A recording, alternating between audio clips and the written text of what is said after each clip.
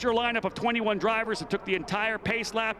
Here they come, getting ready to go. And again, it will be Ariel Elkin who will set the pace coming out of turn number 14. Taylor on the outside, expect probably 3, 4, potentially 5 wide as they work their way down into turn number 1. Flag is flying, green flag, and a great start there for Ariel Elkin. We are green, green, green, racing down into turn number 1. That big start for Elkin's going to give him the spot. Look at this move here from behind him as well. Jacob Douglas pushing hard here to try to see if he can get it done, and Jacob goes around the outside, locks the front, right front a little bit, left front rather. And does he lose a spot? I think he does. One driver, we look like we have a potential component on the track on the outside of the corner. I don't know that that would bring out a yellow. It's kind of out of the way, out of harm's way. Otherwise, the driver's working their way through here the first time. Can they get through the 5-6 chicane cleanly? So far, everybody clean and green through. Nicely done for the drivers here in USF Pro. First and foremost, they navigated the opening corner. That's key. We'll try to pick up the driver with some potential damage on that machine. Out front, there is your leader. A couple of drivers not surprisingly making moves to the inside of turn number 7. That's definitely an overtaking opportunity on the opening lap if you got a better run of 4 through 5 and 6. But as it is right now, everybody kind of snaking through a little bit of 2x2 racing as they come through the opening couple of corners. You see how more action further back. Front 10 drivers pretty much lined up. Ayrton Houck, let's jump into you. Solid start. What do you think about the opening couple of corners? Very clean. That was a really good start for these first couple of guys here. I think one of those VRD cars lost their nose down in turn 1. Honestly, I'm surprised it wasn't too much more than that. You know, these guys are getting after it. They're definitely out here. Very tight start, so really good to see these guys come out clean through turns 1, 2, and 3. Indeed, a great start for Ariel Elkin. A little bit of a gap right now on Jacob Douglas, who pushed really hard. In fact, I thought Douglas may have come away with it. Just a little right front lockup, pushed that car past the apex, and he wasn't able to get it turned back around. He had to wait to get back on the throttle. Aaron, you already had a start here this week, and indeed you're right, Owen Tangevelu, that's the 84 of Frankie Mossman. That was Tangevelu's machine. We are going to get a full course yellow for this, and Frankie Mossman, who had started in the 6th position, you picked that up, that piece of the car, the wing that was off up in turn number 1. And I say it's kind of out of harm's way, but if a driver does have to overshoot the corner, they would essentially have to drive right over top of that. Ayrton, let's going to bring you in here. They're going to give us a replay to have a look at. We're going to take your expert advice. You've already had a start here this weekend from behind the wheel. A great 8th place finish. This is further back coming out of turn number 12. We've got a couple of drivers together in 12. I thought we were going to get a start line there. That's one of the drivers backwards, I believe, George Garcia-Arce, and that might be Logan Adams as well involved in that one. And coming to the tail of the field, Tyke Durst as well. So indeed, that was the issue. We thought we were going to get maybe the turn 1 start replay. We'll have a look at that one. I want to come back and have a look at that other replay as well if we can get that re-racked. But we are going to have a look at this. There's your nose cone right there. And then again, there you have it, right in the middle of essentially the run-up of the track. And for those of you who don't know much about the track, Ayrton, I don't know if you've ever had to take it before, but if you don't make the corner, you can shoot straight off, and there's an escape route that you take that brings you back onto the exit of turn number 3. There is an escape route out there. You can see where that wing is located. Honestly, if a driver locks up, they might even be able to bring it back, so that could potentially be in like a passing zone with a deep lockup. A driver might even be able to get out on that wing. But yeah, outside of turn 1, they're right where those ballers are. You go behind those, it brings you right back out into turn 2. Indeed. Field circulating, it's around itself right now under the yellow. We will give an opportunity to see that other incident that we saw down. So look at the top part of the screen there. Yeah, it looks to me like Garcia-Arce might have spun coming out of the corner, got it looped, and all kinds nowhere to go. All kinds of chaos going. It looks like he might have just dropped a tire. It's easy to do there outside of turn 12. You're really pushing the car through there, especially on these opening laps, cold tires. Got a little bit of grass, spun the outside tire, and people just kind of went around to get out of his way. So that begs the question, on the opening circuit like that, when you're coming through turn number 12, you're probably really trying to hustle it because you want to catch up to the guy in front of you and not let the guy behind you. Is it that easy to rotate that car and just drop a wheel on the outside of that corner? Absolutely, and in this angle, you can kind of see the camber coming off of the oval turn there. So you're coming out of that camber back onto the flat track. It's not a ton, but it's enough to kind of take a little bit from your rear end. And the rumble strips here are kind of unforgiving. You get the tires spun up on one of those cold, and with these guys with the more power than us in the USF cars, they can definitely spin those up real easy. Frankie Mossman, the team VRD Racing, getting a new wing on that machine. He is at speed trying to catch up to the tail of the field. You can see that the AMR IndyCar safety team has grabbed that front wing. And indeed, hopefully getting back out of here momentarily. Alan Bestwick, thanks for coming back and joining us here. You got a chance to call qualifying there for Indy next. And man, again, we're pretty happy to see Lockie Hughes, a couple of pole positions, really solid for our champion from last year. You know, it's always fun to see the system working, right? How many guys start in the USF Juniors and move up to USF 2000s and then up to USF Pro, and then now we see them at Indy Next.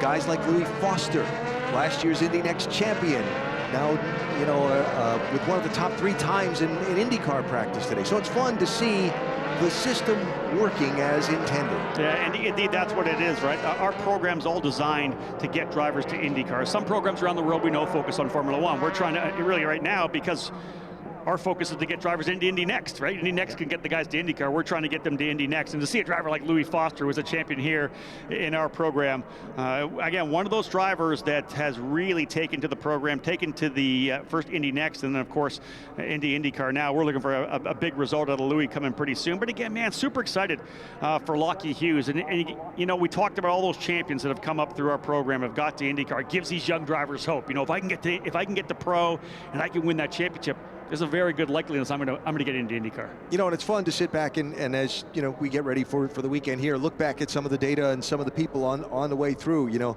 Louis Foster, Miles Rowe, Lockie Hughes, Christian Rasmussen, Stingray Robb, Kyle Kirkwood, Renus VK. Yeah. All of these people that'll be on the grid late tomorrow afternoon that have come through the system. Yeah, 5 of the last 7 champions in USF Pro are in IndyCar. The other 2 are in the waiting room, right? They're on deck right now with Lockie Hughes and Miles Rowe. So again, that's, for us, that's the calling card, right? That's the proof positive of the program itself. And for a driver like you, that's in your mindset, right? Whether you get to IndyCar or not, you know if you keep going forward, you're going to get opportunities that maybe you wouldn't otherwise get. Absolutely it is. And just being out here on the stage with all these guys in the next classes, in the IndyCar classes that are watching us, having the opportunity to present yourself in front of these people is absolutely amazing. There's no better series to be in if you're trying to get to IndyCar. Let's talk about this as well. Obviously, I brought you in here for a reason. This is Indiana. This is the month of May. This is the big weekend for you. You're from McCordsville.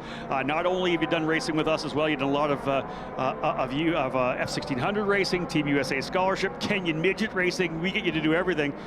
Not only are you here on the road course, you may not be on the big oval in a couple of weeks, but you're going to be running at IRP in the Freedom 75. You had such a great run going last year before a light spin. Are you excited to get back to that racetrack, knowing the setup you have? I cannot wait to get back to the track. Like you said, you know, I've got 2 years of midget racing under my belt.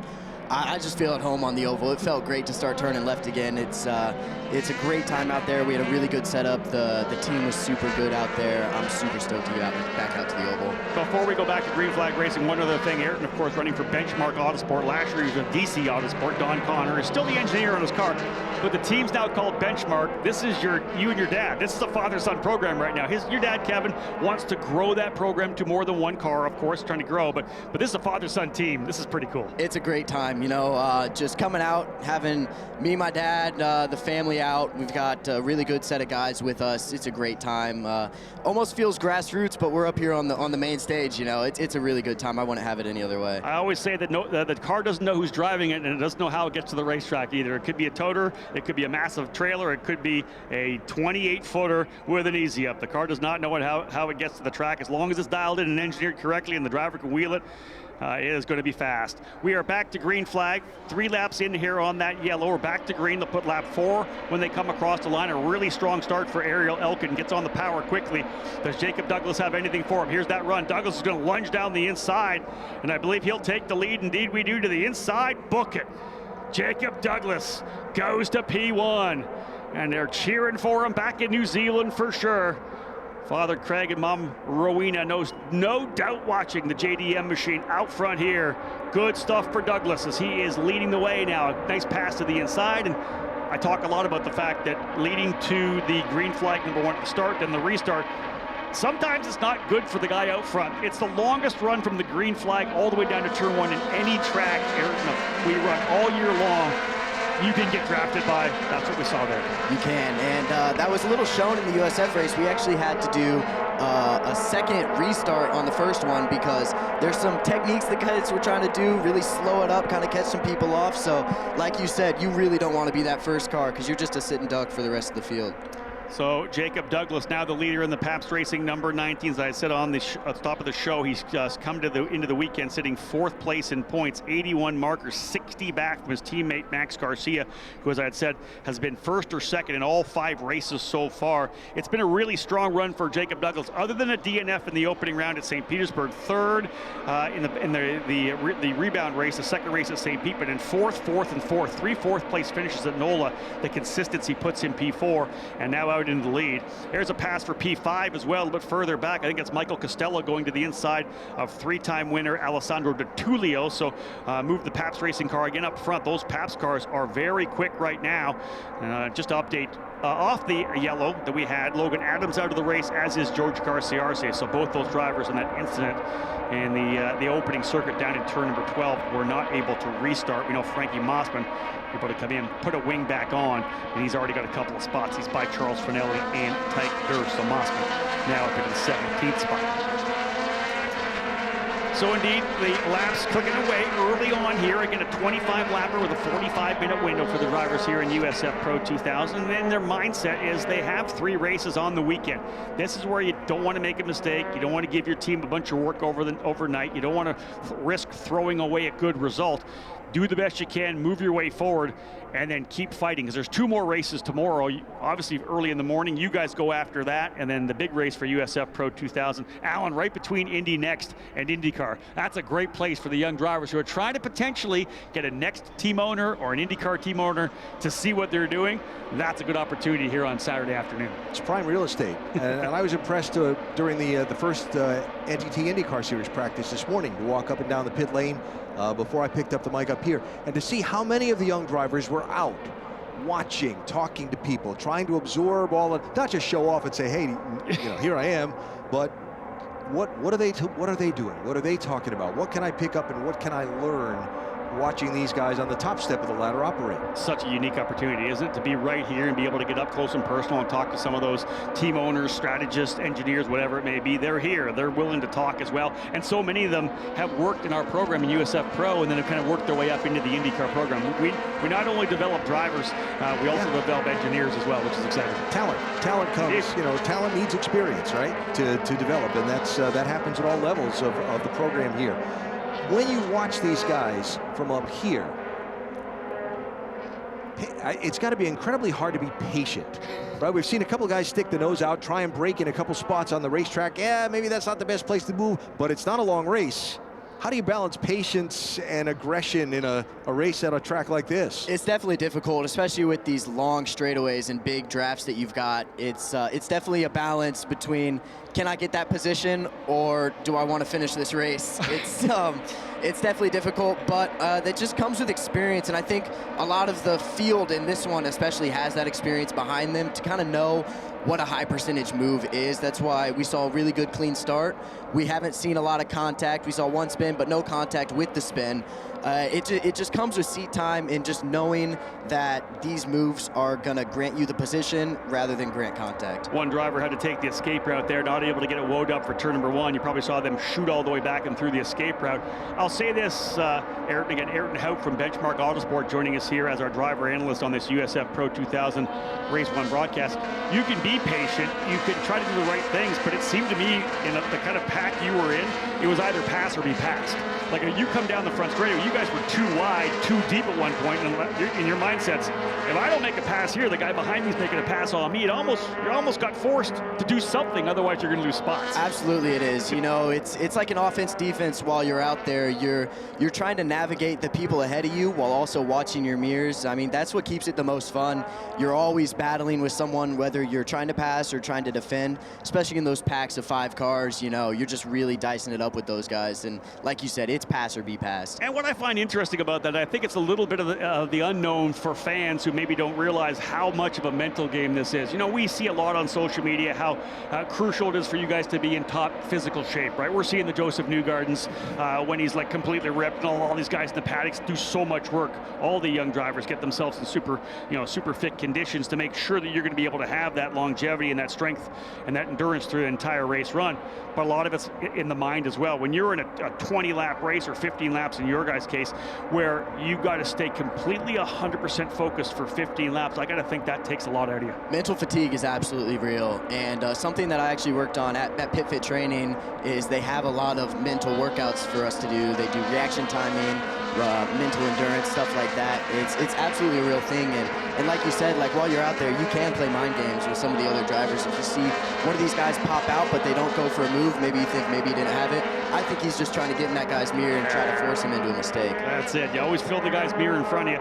Let's have a look as we're closing in on lap number 9 and 10. Jacob Douglas the lead now, 1 second, 1.08 to be exact, over Ariel Elkin. Max Taylor runs in third, Matt Clark in fourth, Michael Costello fifth, Alessandro Tullio sixth, your point leader Max Garcia in seventh, Jace Denmark in eighth, ninth is Sebastian Manson, 10th is Nicholas Montiero. And how about the driver here in 11th spot? Brady Golan started in 18th. He is up into 11th. That's +7 in his debut here in USF Pro 2000. Started the season in USF 2000, and Golan, who had an issue in, I believe, their first test session, has found pace here and is fighting his way forward. He is now trying to see if he can't reel in Nicholas Montiero. He was about 2.3 seconds back, working his way forward. Montiero able to get himself up a little closer to Sebastian Manson, but indeed Golan right there. He's got Joey Brienza, Carson Eder, Frankie Mossman right behind him as well. So that is, I think, potentially lining up to be a 3-driver battle for 11th, just outside the top 10. Some of the big movers early on in the race, you touched on back just outside the top 10, but also looking up in the lead pack, if you will. Michael Costello up 4 spots from 9th on the grid into 5th around some of the opening laps chaos. So nice move in the early going at a place where real estate is valuable. Yeah, one of the things I say to the drivers a lot of the times is I don't really care where you finish if you're thinking championship, as long as you're ahead of the guy who's the championship leader. Like, as long as you finish ahead of him, you're making up ground on the leader. Max Garcia currently in the 7th spot. His teammate, of course, Michael Costello, who got that big jump, as Alan detailed, a couple of spots ahead. So he's going to inch himself a bit closer. Yeah, you want to win races, but if you're thinking long term, you're thinking Portland and what you're going to do at our season finale, anytime you're beating the leader, you're doing something right. At least it's a success, right? If you're doing something, because you got to find the positives in all your racing here.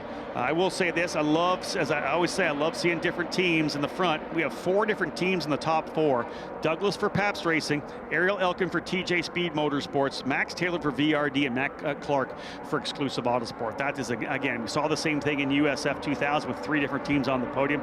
As they run on the racetrack, we'd have exactly the same thing with 3 different teams. So I love seeing the equality, the level playing field we have in all of our talented team owners and all those engineers and mechanics. Great stuff. Yellow flag flying. Yeah, Alan. There was a local yellow out in turn number 7 for about the last 30, 40 seconds or so, and apparently the car, whatever the car that was bringing the local yellow out, wasn't able to get going or get clear, and it resulted in a full course caution. I haven't quite got an eyeball on it, but second full course yellow of the race. AMR IndyCar team, you can see being dispatched there onto turn number 7. Not quite sure which driver that may be. Coming around for lap number 10, everybody but Owen Tangevelu, and Tanner DeFabis was out on lap number 5. So it may be Tangevelu again, looks to be the outside of turn number 8. Aaron, I think you were out in that grass last year. I think somebody punted you in the grass, if I'm not mistaken. I don't want to bring up. We don't have to bring that up. But yeah, it's dangerous with those curbs right there. You go too wide, car gets over those curbs. Like I said, they're unforgiving. You touch tires, you're off in the grass. So there's a driver very likely off to driver's left coming out of turn 7 before turn 8. Maybe contact between those 2 drivers on that transition through. I talked to a number of drivers about where you need to position yourself, and we talked a little bit of this with Max Taylor. That when you're coming through 7, 8, 9, and 10, there's a way you place the car, right? You're obviously going to attack the curbing, but you can't, like if you're coming out of 7, you can't go all the way over to the driver's right, because you simply can't get back over to the left side of the track enough. It's really getting yourself positioned in between all those corners of the complex. That is correct. Yeah, there's not enough time to fully set up for each individual corner. It's kind of just a give and take what you can do to manage your tires and manage your grip through there. like the traction circle, you know, you can only go so much accelerating or turning. So you see the throttle tracing, we're always keeping like 30 to 60% of throttle and just trying to float over those curbs as safe as we can, because they can really upset the cars if you hit them wrong. It's interesting you bring up the traction circle. I talked a little bit about that when we were at Barber Motorsports Park. A tire only has 100% grip, and you're going to be giving it up whether you're braking, steering, or under acceleration. Tire change there for Owen Tangevelu, so maybe that contact, again, they're changing the right front, so you wonder whether or not, Alan, there was contact there between two drivers that potentially cut a tire. I think that was Frankie Mossman that was actually the one. I keep saying Owen Tangevelu. That was his car. I believe Owen is the car that's the one that stopped over in turn 8. That's just out of view of the cameras that we have available now. I believe that's the car that stopped off track over in turn 8. So I'm going to give myself a little bit of a break because Owen Tangevelu drove that 84 for the first 2 weekends. Frankie Mossman's jumped into it. Here's the driver there coming off, as we had said. That indeed looks to be the D-Force car, which would be Tangevelu. So indeed, like I said, silly season was the weirdest thing. You know, we start the season, and Alan, we don't normally have it after the second weekend, but all of a sudden we were getting notes coming in. Well, this driver was going here. Frankie was going to leave Jay Howard. He was going to VRD. Tangevelu was going to D-Force. Montier was coming to turn 3. There was a lot of different dance partners, Alan, coming into Indianapolis. Just think about it. It goes all the way up to the Formula 1 level. It does. Right? Shuffling drivers 5 races into the season. The pressure's on at every level of the sport to get results and get them now. That's 100% true. And again, it's a lot of it's about culture. A lot of it's about being with the team that you think listens to you or has the right feel or whatever it may be. But again, lots of action here. And you're right, Formula 1 as well. Drivers moving around there. Good to see as well Juan Manuel Correa, a driver I've known since his early karting days, former Rotax Max World Champion back in 2013 when he was just a young driver in the junior karting categories, but to see him be able to come back and have some time here with HMD, I'd love to see that. Hopefully he can find some success and we can get him locked in here to the ladder system for the NTT IndyCar Series. But again, drivers out already. George Garciarci and Logan Adams on that opening lap. Tanner DeFavis ending his race on lap 5. Owen Tangevelu in that number 8. We saw him come off of turn number 8 and get at least back out onto the racetrack, potentially back to pit lane. Frankie Mossman in that now number 84 for VRD Racing, the ex-Tangevelu ride from the start of the season. He was able to get himself going again. Again, we talked about the cut tire, the wing. You wonder maybe with the right front, Ayrton, did he potentially have a cut in the tire? Was there an issue there after the contact that lost the wing, right? Maybe that's kind of some of the residual damage from that turn 1 incident. You could definitely see that as a possibility. You know, a slow and a gradual flattening of the tire could definitely be potential. Yeah, I didn't get a good shot of what happened there in turn 1, but that could definitely be potential, and that could have been why it took so long for him to come into the pits. Nice slow burn. Jacob Douglas had a lead of over a second from Ariel Elkin. Now he's going to have to defend on the restart. Remember, that's where he was able to take Elkin's spot. Douglas was able to get the run, go to the inside, get the spot done. Elkin and Taylor are going to have a chance to go after Douglas right now. Remember that Golan, Brienza, and Eder in that fight, they were about 2.5 seconds behind Nicholas Montiero. Now he's going to be on the gearbox as well, so Golan is going to be going for more spots. This is, again, an opportunity. You know, this track is not the easiest track to pass on. You're going to get a bunch of aero wash in some of the faster corners. There is long straightaways into the hard braking zones. The best time to pass, the start, and any restart, Ayrton, you know that for sure. Absolutely. Now, I think, like you said it best, that 10th through 15th is going to be a real scrap fight out there. Good jump there coming out of turn number 12, 13, and 14 for Jacob Douglas. Is it enough? One thing you're not allowed to do in our series is do the snake, the dragon, the serpentine run. You can't weave back and forth down the straightaway, pick a lane, and hold that lane. They reiterated that in the driver's meeting with Joel Miller, our race director. So Douglas holds the spot, and he's able to control it all the way down. Here comes the big over-under further back. Clark going to go after it here with Max Taylor. Clark got a good over-under coming out of 1. He's trying the inside of Taylor. No, not quite enough. Close. Yeah, Taylor came across the bow from left to right there, Alan. Yeah, that's not a spot that you got a lot of room for error. And as we saw earlier today in Indy Next practice, so they get cleanly through there and now down the straightaway toward turn number 7. Another great passing opportunity. Yeah, let's see a couple of drivers looking to the inside. Clark actually holding that middle line because he's getting challenged after that overtake attempt. Looking to the inside of 4. Obviously, when you shallow the inside of 4, you're not getting as good right out of the corner. You're through 5 and 6. he had to defend, cover the bottom a little bit for Michael Costello.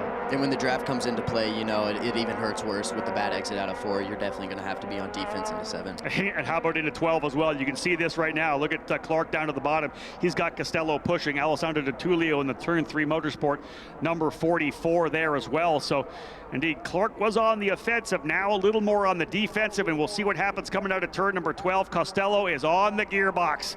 Here we go for the battle now for potentially P4. Yeah, right down to the bottom of the racetrack for Clark. Costello's going to pinch him down, keep him down to the bottom. Look at this side-by-side running. Clark's going to try to come back over to the middle of the racetrack. Costello around the outside. Can he hold it? He does not. Checks back up, and he'll tuck back in behind. That is a big run there, though, for 4th, 5th, 6th, and 7th. Clark, Costello, Di Tullio, and Garcia. It absolutely was, and that was massive on the brakes there from Clark. You know, it gets dirty down there, especially after lights and IndyCar goes out. A lot of the marbles, a lot of dust down on the inside of the track, so good on him for keeping the tires rotating, no lockups, and getting up there. Look at that battle right now. Clark pushed a bit wide coming out of 4, had to go 5 and 6, and it stacked everybody back up. Here's a big move to the bottom of the racetrack for Costello. No. Oh, Allen, he locked up the left front big time. He dragged that left front for a long way into the corner. See if that hurts him as the race continues on. The leader, Jacob Douglas, also had a pretty good lockup going into the corner, but trying to get it low down. Aaron, give us the driver feel for that. Once you get that big lockup, you know you're going to struggle with it later on. Is it a oh no moment when it happens? Definitely a big clinch, especially with a car right there and a massive curb. You're kind of stuck between a rock and a hard place. When it's done and you're leaving the corner, do you say to yourself, man, I got to take care of the brakes now. I got that flat spot. It's going to happen again and again. Definitely got to note it. Hold on. Sorry. Quick trouble for Jacob Douglas. Douglas slows down the front straightaway and pulls back in. Not sure what happened to Jacob Douglas. Look at him here, P3. That smoke coming out under slowing for turn 7 may not have been tires and brakes. An issue for Jacob Douglas with the lead, and a driver's gone off the racetrack as well. Not sure which car that is. I think that may have been your champion from last year in USF 2000, Max Garcia. Look at him crab walking, coming out of the corner like he's got maybe suspension damage. That's actually a turn 3 car, I think. So we've got ourselves a bunch of action here, folks, as drivers have slowed on the racetrack. At least 2 drivers have slowed, one of them being Jacob Douglas. As Aaron was talking about that, I watched Douglas slow on the front straightaway in front of us. He's now just in front of Matt Clark. Not sure what happened there. And then a gaggle of cars here behind Max Garcia. I don't know what's going on here right now. A little chaos here midway through, 15 laps down. 10 laps remaining in this one in a 25-lapper. And that's going to gift Ariel Elkin the lead back again. We'll see how they re-rack. And it surprises me, Aaron, that Douglas is back to P3. He's still being able to hold off Matt Clark. In your experience, what could that have been? I'm just as confused as you are. There it is again, coming off turn 14. He's slow again down to the inside. Transmission, gearing, trying to get the car. I don't know. I know, and it's interesting because it happened exactly at the same place as he's coming out of turn number 12. Did the same thing and slowed coming down. I don't know what that was. Great battle further back, by the way, between Sebastian Manson and Nicholas Montiero. That's a great scrap for position. Look at this fight further back. They're 3 wide coming down into turn number 1. Everybody taking everything they get through there. Good job to get through there all in one piece. All of them. Gutted for Jacob Douglas there as he was having a really good run. Pro drivers with their elbows up here coming through 4, 5 into 6 and 7, or into 6 now. Elkin the leader. Taylor goes up to 2nd. Matt Clark now up into 3rd. Costello runs 4th. Denmark 5th. Jacob Douglas crossed the line in the 6th position. Aaron, what are you picking up? I'm at a loss, honestly. It looks like he's good for the whole track, and then he gets there out of 14. It could be something with the G-force on the car. You know, it's a high G corner. Maybe one of the CV axles is pulling out a little bit, causing it to slip. Something with the clutch. Maybe a fueling issue because of the G-forces. We've seen stuff like that happen all the time, but I'm just at a loss. And we're talking championship implications. Driving right past us here, you don't see it on screen. Alessandro Di Tullio, 2nd place in points, 3 times a winner this year, is on pit lane. An issue for Di Tullio. Will fall down to 16th. This is blowing this thing wide open right now. Wow, so much happening here as the drivers come across the line. Elkin, Taylor, Clark, Costello, and Denmark. Jace Denmark has now worked his way up from 11th into the 5th spot. Max Garcia runs in 6th. Montiero 7th. Sebastian Manson in 8th. Cooper Becklin 9th. And Brady Golan now 10th position. DeTulio is down. Potential issue for Carson Eder as well. I believe he's in pit lane, the 92 in pit lane. Tangevelu out. 15 drivers remain of the 21. So some action, some attrition. It hasn't really been much contact. Not sure what's going on. Some mechanical issues for drivers here today, and that is tough for some championship contenders. It's just survival out there. And DeTulio, he might have been that turn 3 car we saw that was going crazy in turn 3. Yeah, good point there. So that could have been the issue there with DeTulio's car, but absolutely it's just survival out there. It's not even from contact. It's very odd. I don't see this very often. It's a crazy race right now. You're right. We don't normally have a lot of technical attrition from our teams here right now. What this does do is put a lead out for Ariel Elkin, 0.8 of a second up on Max Taylor, who, remember, won the front end of USF 2000. It was his first ever USF 2000 victory. Last year was here at the Indianapolis Motor Speedway. Does he have enough to potentially reel in Ariel Elkin? He is up on the wheel in that number 88. Matt Clark running third, as we said before. Costello, Denmark, top 5. Garcia, 6th. Monteiro, Manson, Becklin, Golan, top 10. Frankie Mossman, who went to the very tail of the field, lost a wing. He pitted for a right front tire. He's 11th now. So it's been a decent recovery here for Frankie Mossman, if not an exciting day for sure. And so after sliding back a half a dozen positions in each of the last laps, the former leader, Jacob Douglas, has finally brought that car to pit lane. And whatever the issue is, what a shame. Right, he's led the most laps in the race so far, and all of a sudden, just weird coming out of the last corner for a few consecutive laps. Yeah, I hate to see it. We do have a driver. Looks like he's off the racetrack in turn number 1 as well, so a ton of stuff going on here right now. That potentially is the number 3 of Brady Golan. He had just worked his way into the top 10. Some crazy stuff. You know, wondering what happened on the racetrack. Again, we talked about a little bit before, getting some information from spotters that that might have been some Garcia DeTulio contact in the opening couple of corners that set that up. But there's the number 3 there, Alan Brady Golan, in his debut weekend here in the USF Pro 2000 category with turn 3. He was top 10, now finds himself off track in the grass outside of turn number 1. So full course caution for the 3rd time in this race. And that looks like Carson Eder out of his car, walking down the pit lane as well. Yeah, he's going to talk to, I believe, one of his engineers there. He thinks it blew up, so he thinks maybe have an engine failure there. We don't normally see that either. Carson Eder, who had worked his way up, was in that middle of that battle with Gold and Brienza. He would very likely be 11th or 12th right now. They're bringing the hook in, so that signals that it's more than just something in terms of getting the car refired. It's not going to roll whatsoever. They can't even flat toe that thing in. So not sure whether or not, is there potential right side damage? I don't know. It looks like it squatted down a little bit. I don't know what happened there. Could have been more contact for Brady Golan, but he will fall down the order. That's going to move Frankie Mossman up into 10th, Joey Brienza to 11th, Tyke Durst into 12th, and Charles Finelli, the final driver on the lead lap. Man, there's the number 92 there of Carson Eder, the Priority Workforce exclusive Autosport machine. They're going to pull the engine cowl off of that to have a look at it, to find out what's going on there. But indeed, an issue for Carson Eder. And I believe they may have put a new engine in that machine as well. Ayrton, what are you thinking? That's yeah, that right rear suspension definitely is a lot higher than it should be, and I think that car was just dragging on the ground, so no way they're going to flat There it is. Very likely the push rod or toe link or something of that car there has dropped it down. So a tough one for Brady Golan. We talked about the fact he started all the way back into 18th and driven himself up into the top 10. So even though he won't get the result from it, he'll probably have at least the solace with the fact that he had good pace and was able to get his way up into the order. And again, one of the things for these drivers, you get one more race, Ayrton. These drivers in USF Pro 2000 will race 2 more times tomorrow. He does, and he needs to take this momentum he's built, you know, first time in the car and great pace out there, put it up into the top 10, and hopefully he can put this behind him. He's got 2 more races ahead of him and go out and get those top 10s he deserves. So let's have a look at where the drivers are in points, because this was looking like it was going to be a big swap, because we talked about the fact that some of the drivers a little further back were having really good runs. Ariel Elkin's your leader right now. He came into this weekend 8th place in points. He got a hard wreck at St. Petersburg, finished 18th in the first race, did not start the next race because of the damage, came back and went 5th, 3rd, and 5th at NOLA. So he is 8th place in points, but he's well back. He's 81 points back from Garcia, but Garcia's in 6th spot. So this is pretty solid for him to work his way back up. DeTulio's a DNF. He's down in 16th. Max Taylor running in 2nd. This is going to be big for Max Taylor. He's going to close up on the leader as well, Alan. We got a long season still to go as the green flag flies, but you never know. You just never want to have those DNFs starting to rack up. Laps winding down, clock ticking down as we get to the final 5 laps of this event. Look at this, steaming down to turn 1. Oh, they're going to go hard at it. Taylor tried to go to the inside. Look who's taking advantage of it. Matt Clark's going to work his way up into 2nd.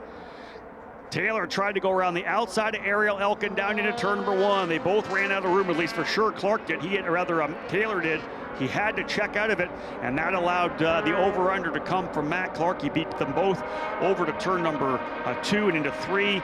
He wasn't able to get all the way alongside Elkin, but he did get past Max Taylor. So move Matt Clark up. There's a battle there. I don't know if that's going to happen. How about 3 wide through turn number 7, and they'll tell you all day long, Aaron, do not climb the curbing on the inside of turn number 7. Absolutely not, and it was good for all 3 of them to get through there cleanly, because that could have ended up pretty poorly. Yeah, I want to say potentially Garcia, Manson, and Monteiro. I think it's seeming like the colors of the cars. That sounds about correct. And Garcia, your point leader, was in the middle. He was the sandwich. How there was not contact on the exit, we saw a lot of that last year. Anytime a driver dives to the inside of 7, when you get up on the curb like that, you know the car's going to essentially push its way. You lose that grip, you're going to push to the outside. Very lucky that all 3 of those cars were able to get out of that corner. Absolutely. Pretty much touching that curb is a one-way ticket to the grass on the outside.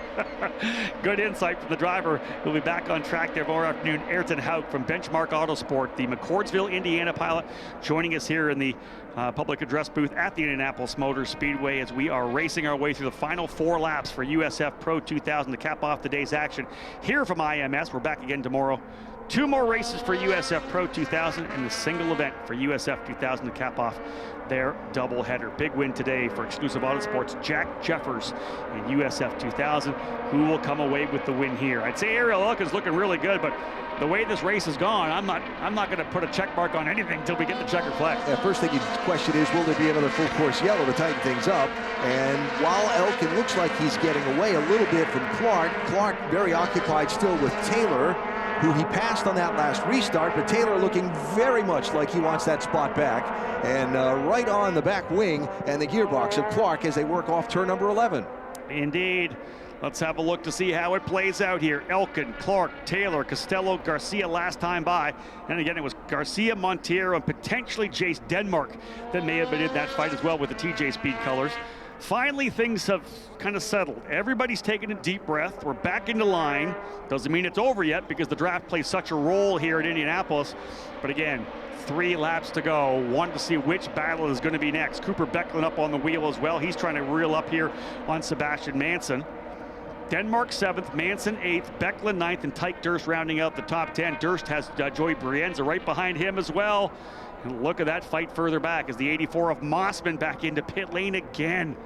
Frankie has had a rough run in the VRD number 84. So there's 1st, 2nd, 3rd, 4th, 5th, 6th, and 7th. That's your big group. Then 8th, 9th, 10th, and 11th all working together. That's Manson, Becklin, Durst, Brienza, and Finelli. Finelli actually back by about 4 seconds, the tail of the field for the 61-year-old.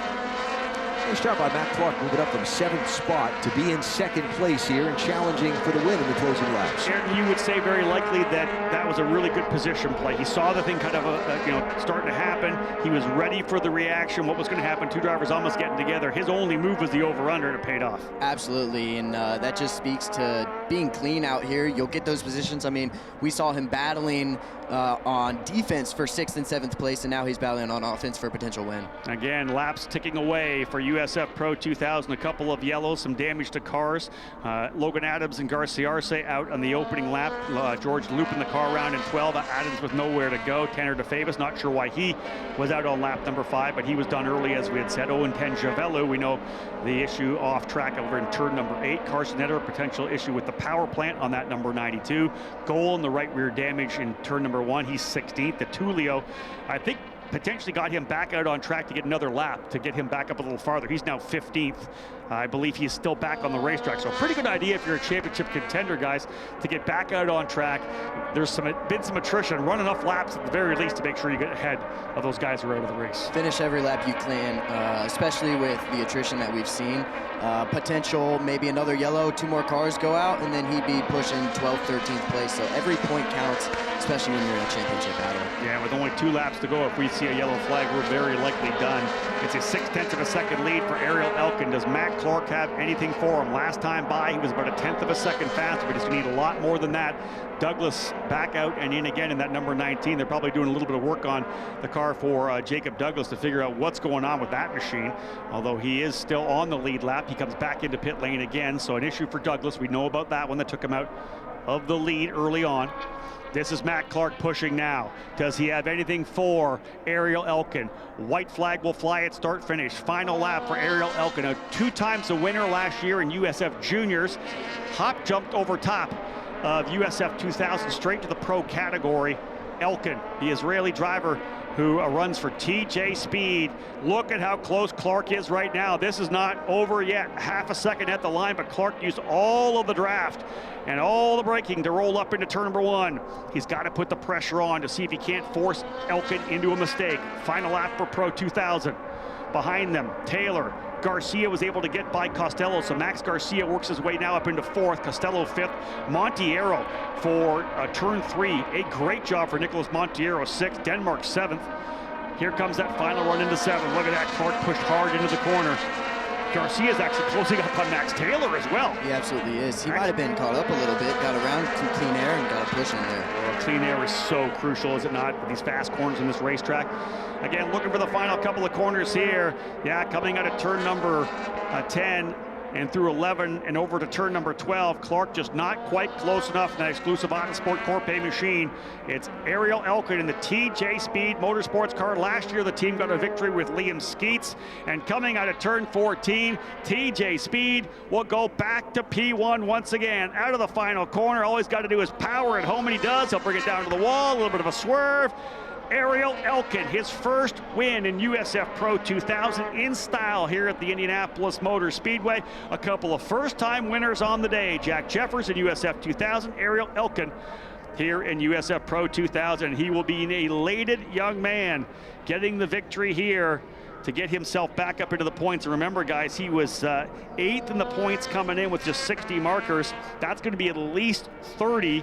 Max Garcia with fast lap of the race, so at the very least Elkin's going to 90 points, so there's a good possibility he's going to jump very likely somewhere into the top 6 right now. Big one for him, but again, when you have pace, Ayrton, in your first race, you're probably going to have pace in the races afterwards. He's going to look for a body of work on the weekend, not just 1 win, maybe 2 or 3. You definitely will, and he could make up some real big points here, especially with DeTullio with that P15 finish.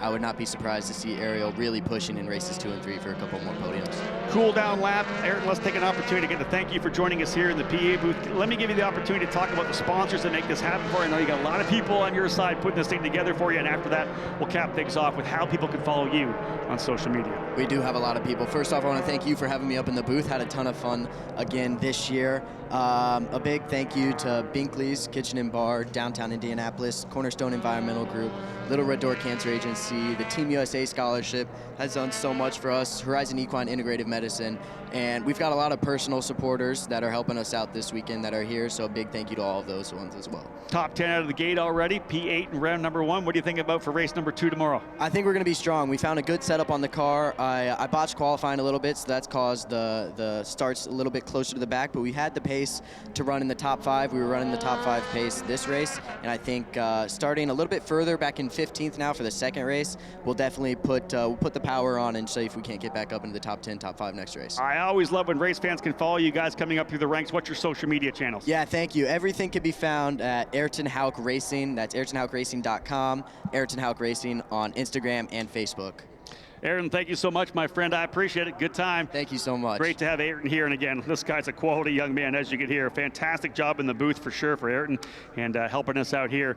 This driver here is the one that's going to enjoy this little bit of time here. Ariel Elkin for TJ Speed Motorsports. As I said, last year running in the USF Juniors category, trying to fire up his open wheel career. A noted karting career as well internationally over in Europe. He's done well here running in the big Superkarts USA Super Nationals event. Look at that emotion inside the car, no doubt about it. And I'll tell you, this kid's going to come out of this car with fire. We saw it last year when he won at Barber Motorsports Park. He won both races there for USF Juniors, running with the Inter MS team in their very first year in USF Juniors.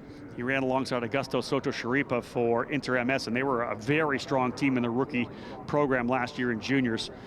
TJ Speed, though, run by Tim Neff, a noted engineer. He spent a lot of time in IndyCar, Indy Next, with a lot of different teams. This is his operation. They've won races before. This is a big one for them, as we said last year, getting the victory with Liam Skeets here at the Indianapolis Motor Speedway in the opening race.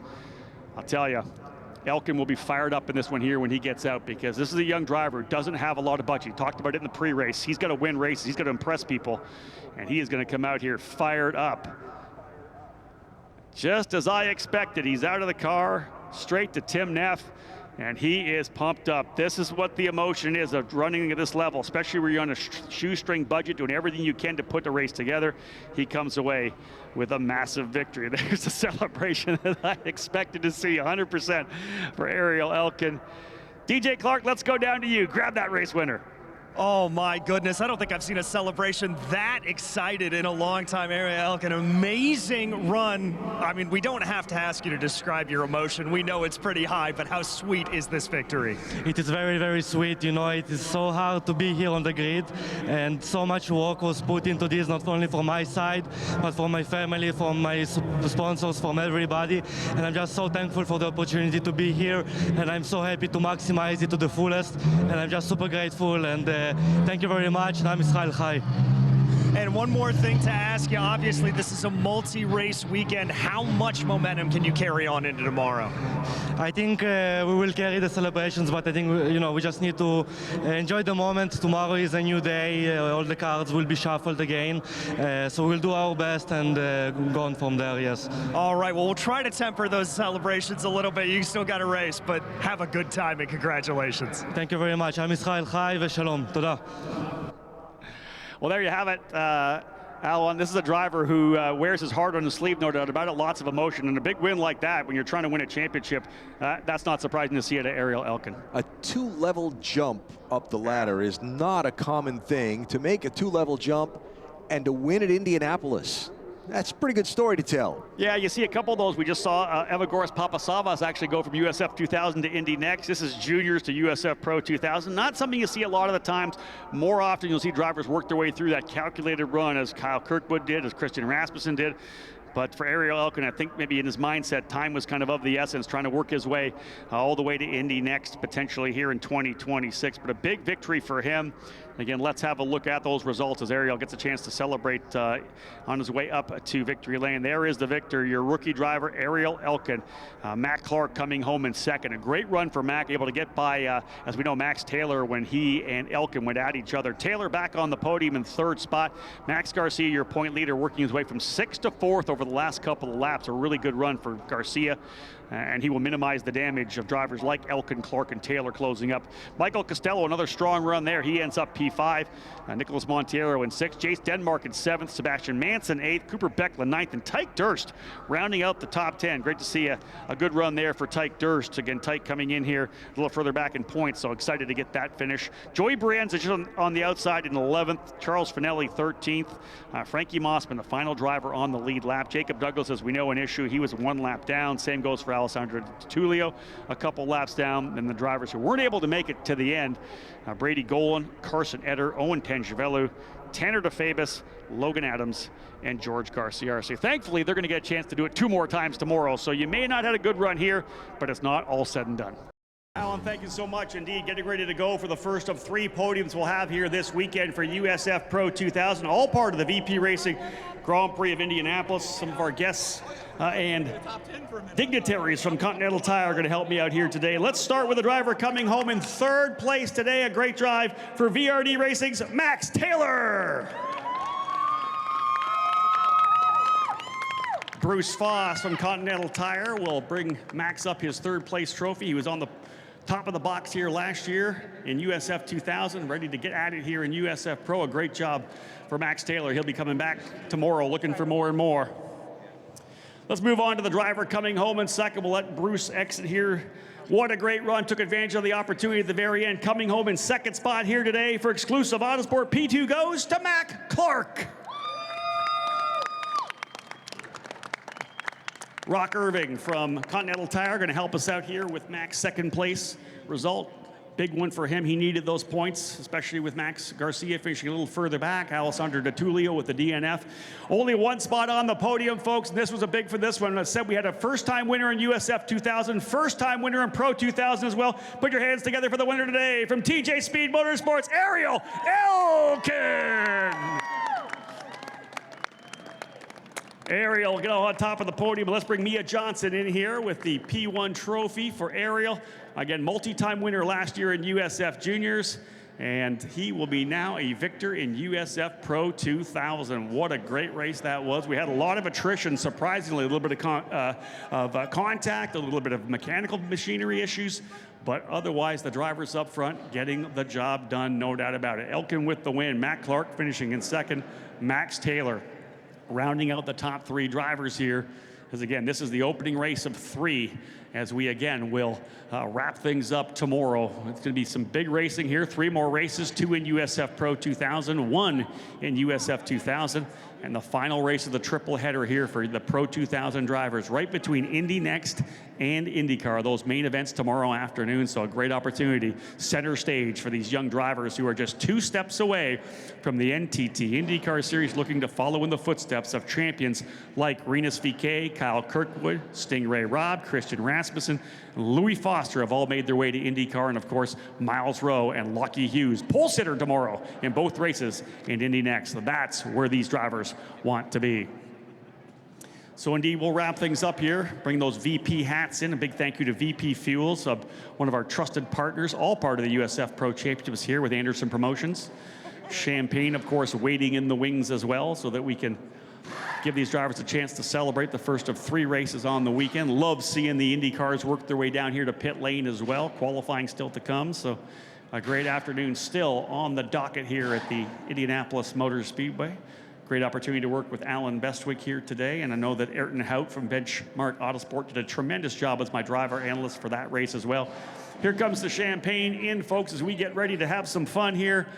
We'll drop that champagne down again. As I said before, 3 different teams on the podium as well. TJ Speed, Exclusive Autosport, and VRD Racing, guys. Champagne is there. Grab it, grip it, and rip it. Let's celebrate race number 1 for USF Pro 2000. Big victory for Ariel Elkin from TJ Speed Motorsports as he adds to his win total here in the USF Pro Championships. It's going to make things exciting here in the championship battle. Elkin, Clark, and Taylor, your top 3. Race number 1. We're back with 2 more races tomorrow, and that caps off the broadcast here today. For those of you tuning in on YouTube and those here trackside, thank you so much for watching our racing here. On behalf of Anderson Promotions and Continental Tire, my name's Rob Howden. Bye for now.